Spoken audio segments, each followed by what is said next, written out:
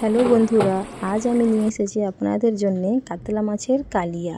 একদম অনুষ্ঠান বাড়ির মতো খুবই সহজ পদ্ধতিতে। চলুন দেখে নিই কী করে বানানো যায়। এর জন্য আমরা কাতলা মাছকে আমি ভালো করে ধুয়ে জলগুলো ঝরিয়ে নিয়েছি।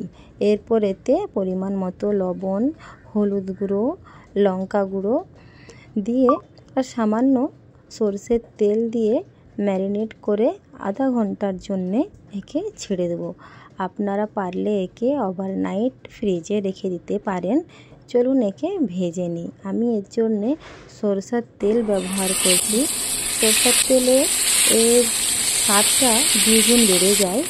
তো একে ভালো করে উল্টে পাল্টে আমরা একে ভেজে নেব।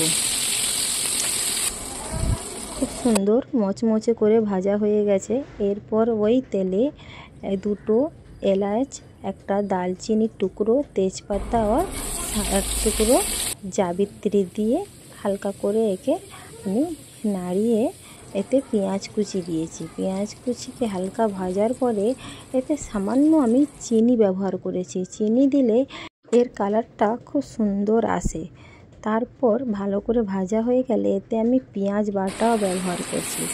পেঁয়াজটাকে ভালো করে নাড়িয়ে চাড়িয়ে যখন তেল উঠে আসবে এতে 1 চামচ আদা রসুন বাটা দিয়ে দিলাম। দিয়ে ভালো করে নাড়িয়ে ওতে দুটো বেটে রাখা টমেটোকে দিয়ে দিলাম। টমেটোকে ভালো করে নাড়িয়ে কষিয়ে যতক্ষণ পর্যন্ত ওর তেল উপরে আসে ততক্ষণ পর্যন্ত ওকে নাড়তে থাকবো। তারপর ওতে 1 চামচ কাশ্মীরি লঙ্কা গুঁড়ো আর আধা চামচ লঙ্কা গুঁড়ো আর 1 চামচ জিরা গুঁড়ো, 1 চামচ ধনে গুঁড়ো আর স্বাদ মতো লবণ দিয়ে ভালো করে কষিয়ে নিলাম। ওতে সামান্য জল দিয়ে আরেকটু ভালো করে কষিয়ে নিলাম।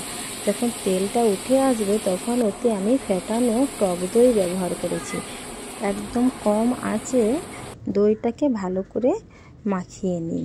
কষা হয়ে গেলে এতে এক এক করে মাছগুলো দিয়ে যতটা পরিমাণে আপনার ঝোল রাখবেন ততটা পরিমাণ জল দিয়ে ওতে 1 চামচ গরম মশলা গুঁড়ো আর যদি ধনিয়া পাতা থাকে তো সামান্য ধনিয়া পাতা দিয়ে ওকে 5 মিনিট ঢেকে ফুটিয়ে নিন।